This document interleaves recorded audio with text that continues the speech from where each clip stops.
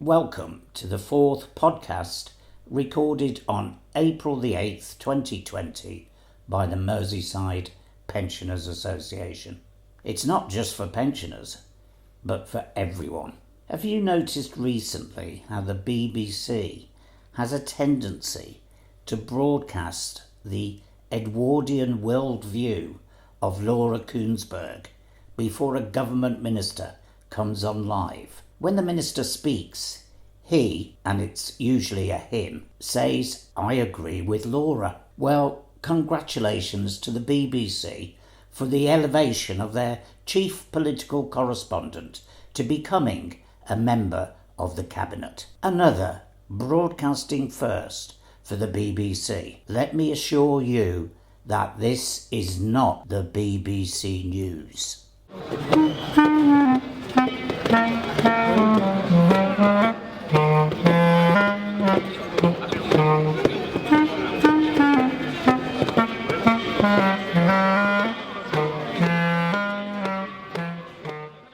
That was Merseyside pensioner Phil Newton, recorded last year playing his clarinet outside Liverpool Town Hall at a protest against cuts to council services. More music from Phil later. Talking of local government, we will be hearing from Councillor George Knibb later on in the programme, as well as other guests who will be discussing the Labour leadership result and workers' rights during the pandemic. But first, the NHS. To start with, the National Health Service is the most socialist thing and the most popular thing in the world. If you're ill and you go there, however rich or poor you are, you get treatment free. Now that is pure socialism.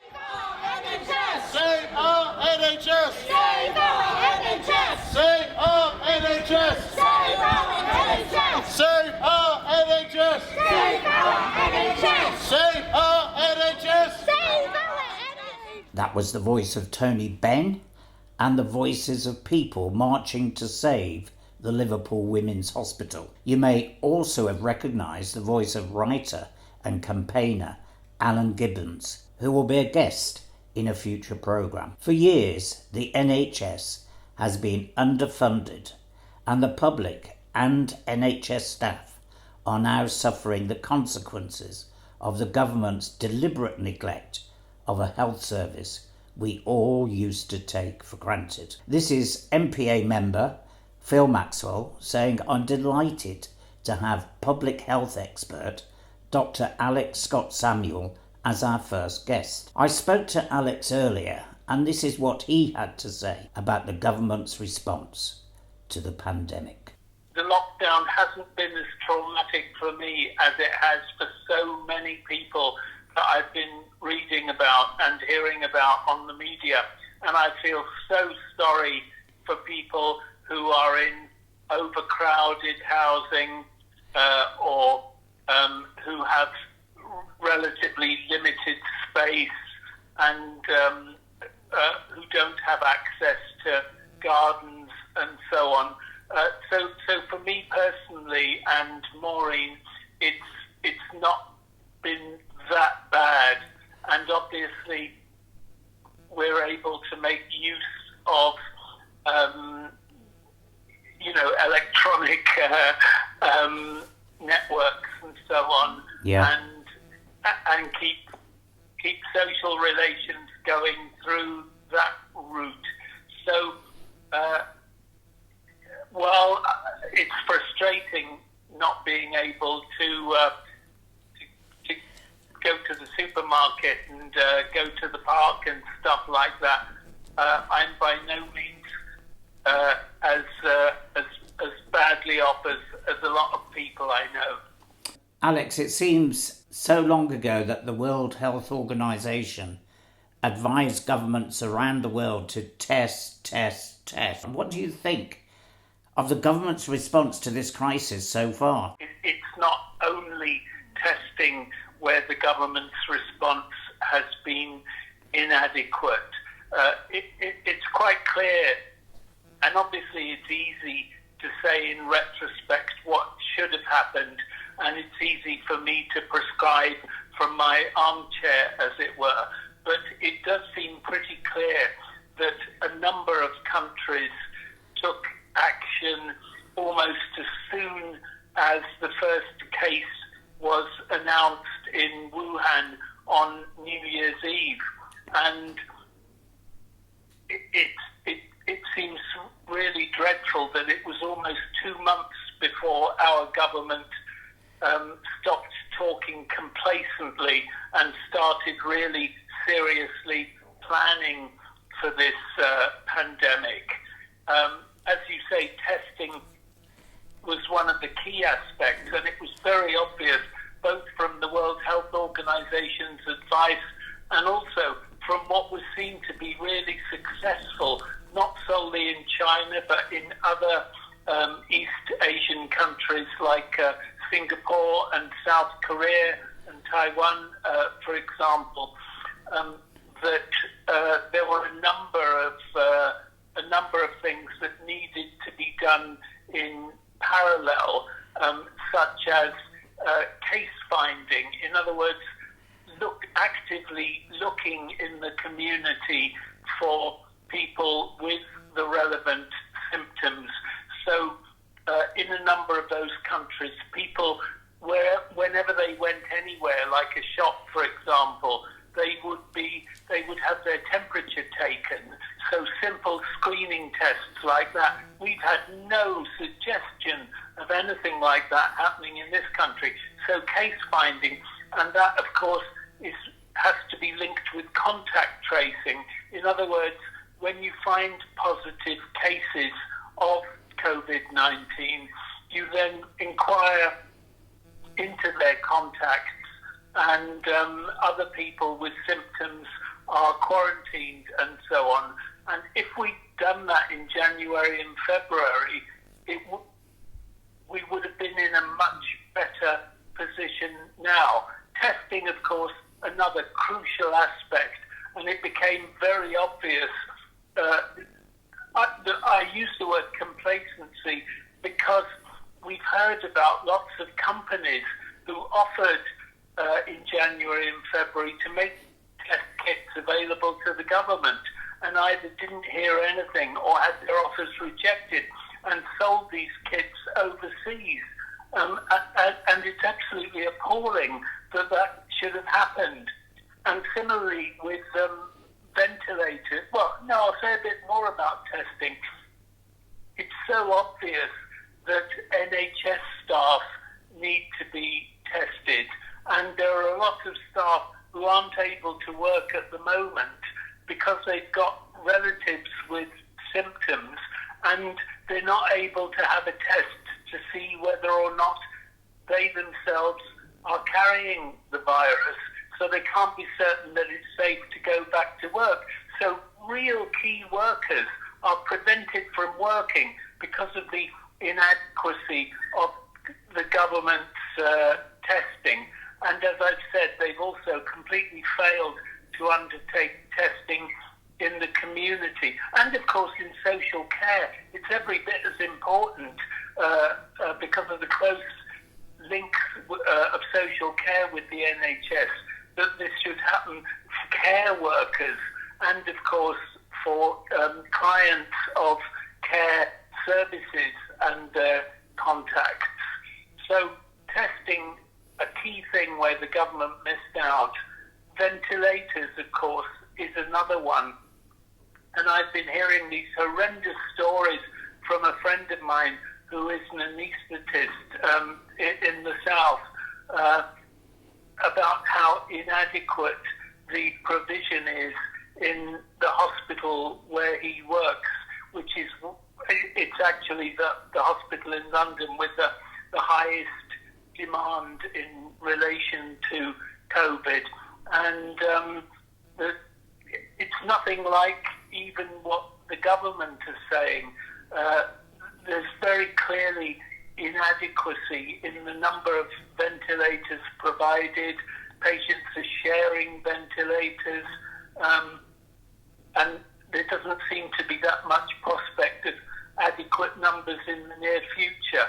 And even, of course, with these so-called Nightingale hospitals, which are for ventilator-only wards, as it were. It's not clear whether or not there are sufficient staff for these. And I'm hearing from my friend who I was referring to that relatively less skilled staff are being used in some of these situations. And obviously, you can understand that the government want to provide as many ventilators as they can, but clearly there are quality and safety considerations. I don't know any more than that, so I won't say anything more. But clearly, with ventilators, with testing, with case finding and contact tracing, the government response has been wholly inadequate.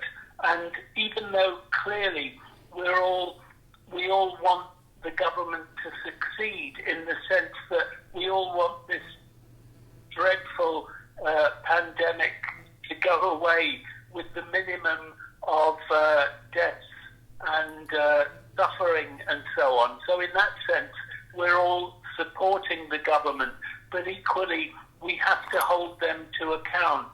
And sad to say, their performance has been grossly inadequate.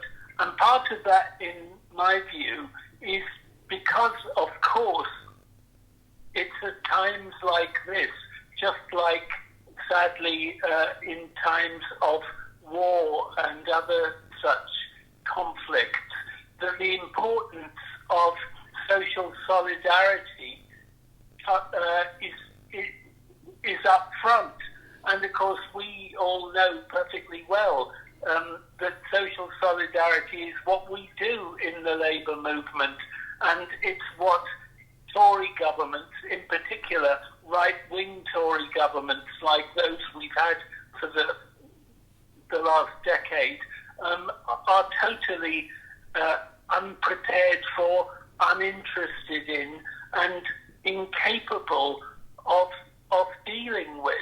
And that, in fact, is another reason why they've been so unprepared for COVID, because the enormous cutbacks they've made in not just the NHS, but particularly in local government, are now very evident at times when health and social care and other staff in important support services are simply not available. And in a slightly more specialised sense, in my area of the NHS, I'm well aware that the government's long-term plan, which we've had for over 5 years now, has in effect broken up the health service in England into sort of 42 little local health services with rigid financial boundaries,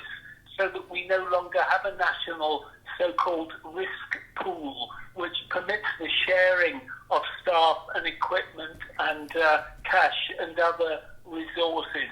And it's only because that plan isn't fully implemented yet that we're able to get any national response at all. So if Labour had got in December, I would have hoped that the first thing they would have done would have put a stop to the long-term plan and got rid of the dreadful legislation that we've had under Tory governments. But I've said a lot to make it clear where I'm coming from. I'll leave it there for now, Phil. When I heard the government talking about herd immunity, I nearly fell off my chair, because as a pensioner, I thought, well, surely that means the older people in society, the most vulnerable and the disabled, are going to be hit most by this pandemic. What's your view on the concept of herd immunity? Yes, there were so many other things to mention. I forgot to mention that. That, of course, was another reason why the government's response was so inadequate.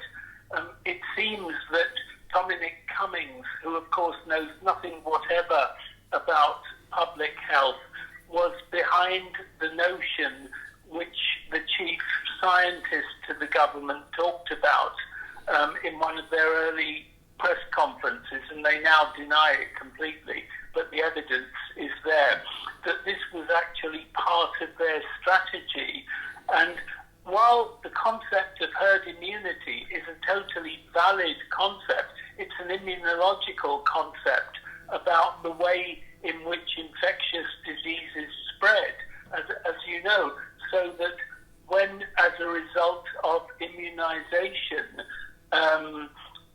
immunity is built up in a population, we talk about herd immunity, but the way that the government were talking about it, as if it was actually a strategy for building a response to the COVID epidemic. And as you've implied, that in effect suggests that we're going to sacrifice older and disabled and otherwise vulnerable members of the community, people with chronic diseases and so on, in order to build up this herd immunity, rather than take measures like quarantining and containment and lockdown and so on, which is the more rational response, along with the other WHO measures I mentioned earlier. So it's almost unbelievable that they came up with this nonsense, and I hope when they are held to account at the end of the day, this will be one of the things that will be most strongly criticised. The professional insights of Dr. Alex Scott Samuel.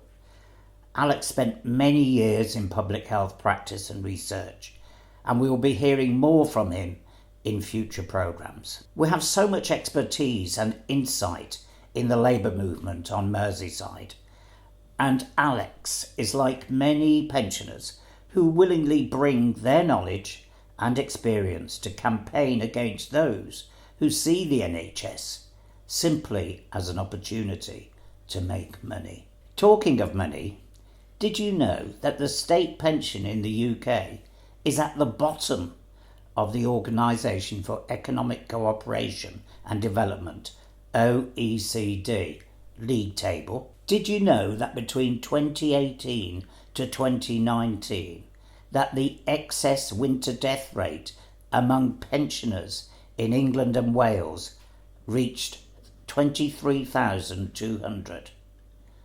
Excess winter mortality rates continue to be higher in females compared with males, with a figure highest in females aged 90 years and over. Currently, over 2 million pensioners are living in poverty, and 1 in 3 older people are living in homes with inadequate heating.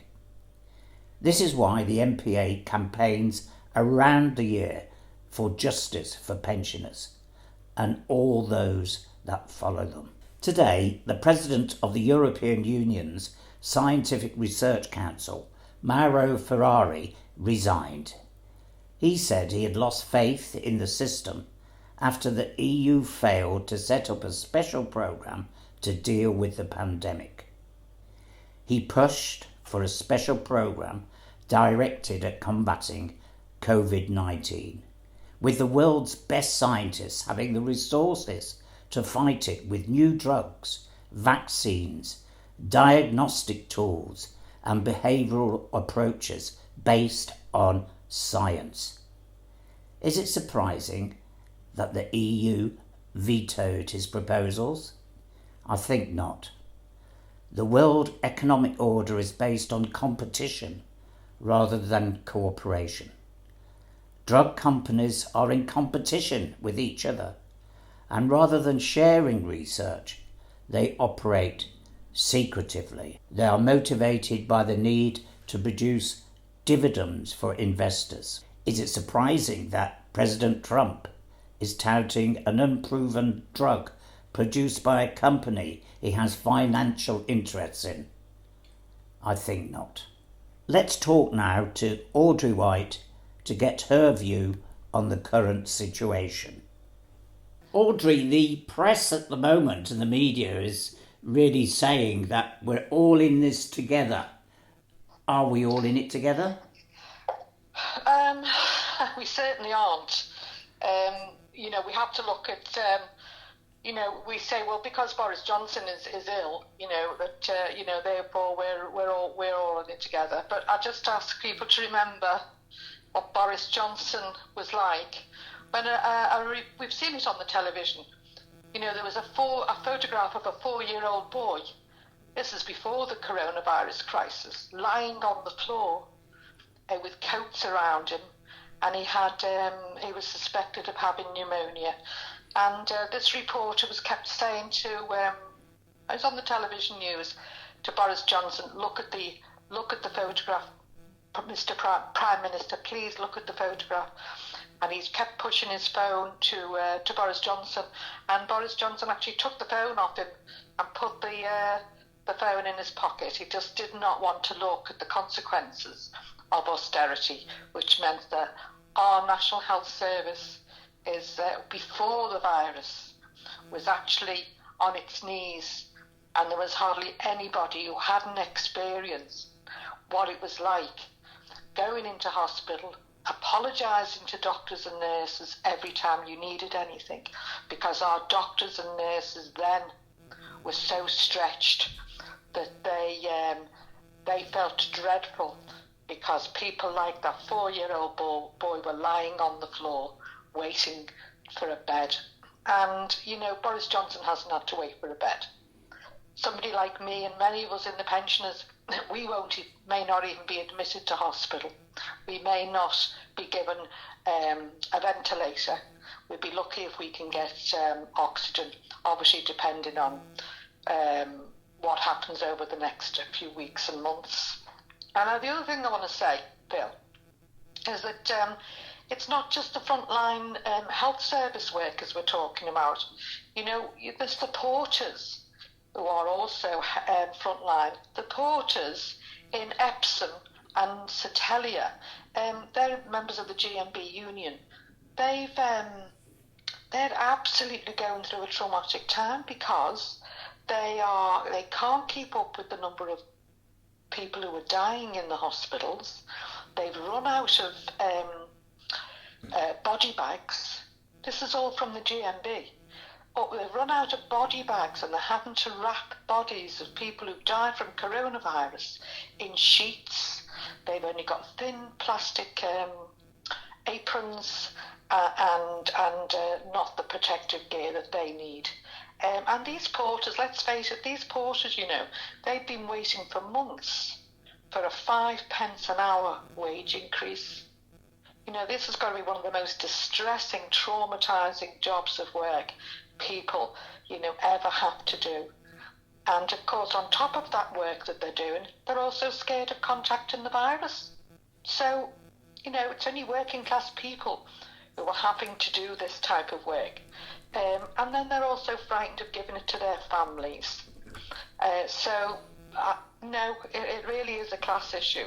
It's the same with bus drivers. Bus drivers, people in all sorts of avenues of work. It's only been reported this week that 10 bus drivers have actually contracted the virus and died. So we haven't got all the figures. The figures are being hidden. But what I'd say is it's working class people will suffer most, will bear the brunt of austerity. Because it's not the virus that's killing people. It's the lack of preparedness. It's the lack of equipment. It's the lack of ventilators, the lack of nurses. It's the rundown of the last 10 years of austerity that's actually costing ordinary working class people's lives. So it's very much a position, it's very much a question of class, over who will live and who will die over this period. Must very, very angry about it, and we have to make sure that this never ever happens again. and that we make the right decisions after this emergency is over. So how do we make sure this never happens again? We have to learn the lessons, we have to dictate the narrative, and we have to make sure that we, within the trade union movement, that the trade union leadership remembers who's responsible for all this, that we get active in our unions, we get active in the Labour Party, we get active in any organisation we can to ensure that there's a radical change. And I think there's going to be a lot of anger. You know, you don't sit by and let your granny die, or the nurse or the doctors that you know, or even that you don't know. I mean, there's over 12 doctors and nurses who've lost their lives to coronavirus, and that's firmly on the shoulders of this government. They've been in control for 10 years, and they've known what way we should go. They've had, practice run at this, and found out that we weren't prepared, and they did nothing. So we've got to make sure that nobody forgets why this happened, and that we make the political change necessary. And I hope Keir Starmer, does not go into a coalition government that shares the blame for what's going on today, because that would be a terrible, terrible mistake on behalf of the Labour Party to be a party to this absolute catastrophe. Be a terrible mistake for us. Audrey, as always, it's been a real pleasure to talk to you. Now you stay safe. And you, Phil, and all of our pensioners in Merseyside. Take care. Bye now. Thanks for that, Audrey. Always good to hear from you. You can listen to all of the Merseyside Pensioners podcasts by going to the Merseyside Pensioners YouTube channel. There's also some films you can watch featuring the campaigning work of the MPA. You can also hear us each week on Liverpool Community Radio, FM or online. Remember, if you have something to say, then contact me by email at maxwellphotouk@yahoo.co.uk. Let's talk to our next guest, Liverpool City Councillor George Knipp.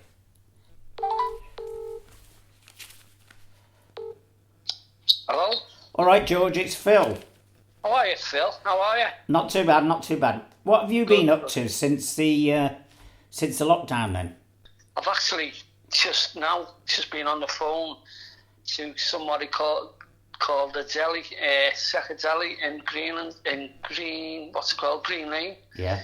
And they've just supplied us with all sorts of stuff. Honestly, the stuff that they've supplied is absolutely unbelievable. And Barry Cushion and myself, Barry's picking it up there. It's going out to people with all sorts of different stuff that they've given. It's just unbelievable. I mean, I find some of the people in the city, the donations that they've gave out, it's just unbelievable. It's just phone up and say, yeah, no problem, come down, or we get something sorted out. So being running around, making sure people are getting fed the best that we possibly can.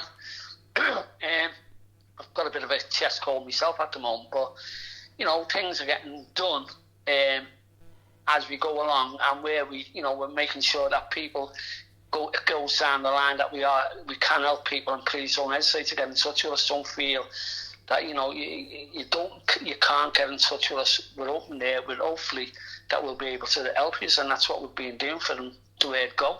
So are people getting in touch with the council, or it comes all differently, to be honest with you. Phil. People get in touch with the council. The council come to the hubs where we've got an hub set up in Lyon-Taylor.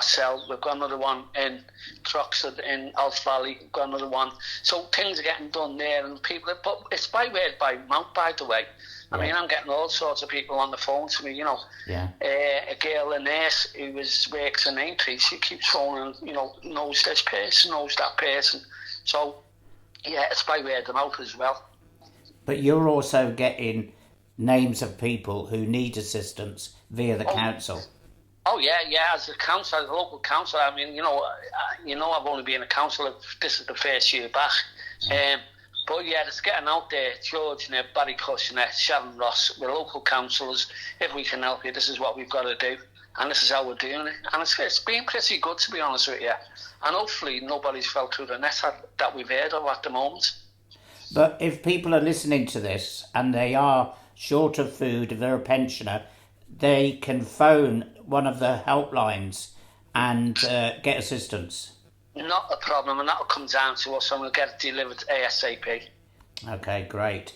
So, George, what do you think of the government's response so far to the crisis? I don't want to really come up with what I really think about it, because I think you'd have to edit it and put me off the air. I think it's just been an absolute abominable response altogether. I think they've known about this. As things are developing, as things are developing and the days going by, you're hearing more and more that this government being alert to this over the years, 2-3 years ago, and what the response back from them was, they've done nothing whatsoever. To be short of PPE for people, to be short of test, to be short of anything that you need, they're short of. Yeah. To be honest with you, the only thing that they are doing right is propaganda. They're on the television all the while saying, aren't we great, we're doing this, that and the other. The fact is, if they had themselves organised, they could have done a lot more better, and they could have done a lot better than they're actually doing at this moment in time. So the response to that is, how do you feel that what they're doing is good? No, they're awful. So tell us about how government cuts have affected local government over the past decade or so. Phil, I mean, as you know, this city's been hit worse than anybody. It's been hit worse than anybody. When you look at now, they've taken something like 67 pence in the pound from us over the last 10 years. 67 pence in the pound. It's unbelievable. I mean, 33 pence we've got to spend out, where we had, for each pound we had. Now we're only getting 33 pence. This government's responsible for a lot of things that's gone on in this country over the last decade. And not just this government, by the way. You've got to look at the Liberal Dems, the role that they played in when they were in partnership with them, and in co-government with them. Absolutely disgraceful. But at the end of the day, if we would have had a Jeremy Corbyn government in now, you would have seen a lot more happening and a lot more response happening better than this Tory government is doing in this crisis that we're involved in at the moment. And unfortunately, again, I've used that word a few times, unfortunately, but if you would have seen the manifesto, and you've seen the manifesto that if they would have got in, the Labour government would have installed in this country, it would have been second to none. It absolutely would have been second to none. Billions of pounds going in, back in to local governments. Billions of pounds going back in to try and come back to what these Tories have taken out of us. Try and get the social services back up to scratch. Try and get education back up to scratch. At the end of the day, I think the question was, what do you think about the cuts that the Tories have implemented? Well, I think someday, I hope someday, that they'll be brought to book over it. They've actually killed people because of the cuts that they've implemented. And to that, I can't say nothing more than that. So, George, how can people get in touch with you if they're a pensioner and they need assistance? No problem whatsoever, Phil. If I'll give you the number now. It's the council mobile number. It's 0787 479 4279. If they ring that number, Phil, one of us will get back to them straight away. And please, don't hesitate to get in touch with us. That's what we're here to do. It's the silent people that don't get the help that they really deserve. So please, if you know anybody, or it's you yourself, please get in touch with that number, and we won't hesitate to get back to you, and hopefully we'll be able to help you. Thanks, George, for giving us your time to talk to the programme. Cheers, mate. Okay, thanks, Phil. Bye. Cheers. Bye. Bye. Thanks for that, George. Always good to talk to someone who supported the policies of Jeremy Corbyn. By the way, the Merseyside Pensioners Association is not a party political organisation. We are not affiliated to any political party, but we have strong political views. Most of us have spent all our working lives as active trade unionists, and we haven't retired from our activism and taken a back seat. Someone who has never taken a back seat is the chair of the MPA, Julie Lyon-Taylor. Let's speak to her now. I think the big concern at the moment is what is going to happen when all this is over, because what we've seen is this way of running the economy is not fit for purpose. And it's also clear that the most important people in society are all the ones at the bottom who are getting abused, really, because they're not on proper contracts, they don't get decent pay, they're living in poverty, and yet without them, we can't function. So I think at the end of all this, there's got to be a coming together of everybody from the left to push forward an agenda which makes that the most important thing, that we have some more equality in society, that we salute. We don't just go out and clap our hands and say how wonderful these people are, but we actually go out and say they are so wonderful, we need to make sure that they have justice for the work that they do. What do you think about the impact of the virus on all these frontline workers? These frontline workers are not getting the protection that they should. And that actually includes my daughter, who's on the front line in Leeds A&E. Yeah. And for a long time, she didn't have anything much. Then they got surgical masks. And the PPE they've got is just an apron. They've got a better mask, which they're told to be responsible about, because they don't want them using just for one patient, which is what they're supposed to be, and then you're supposed to change them, but they haven't got enough to do that, so you've got to keep re-wearing the mask.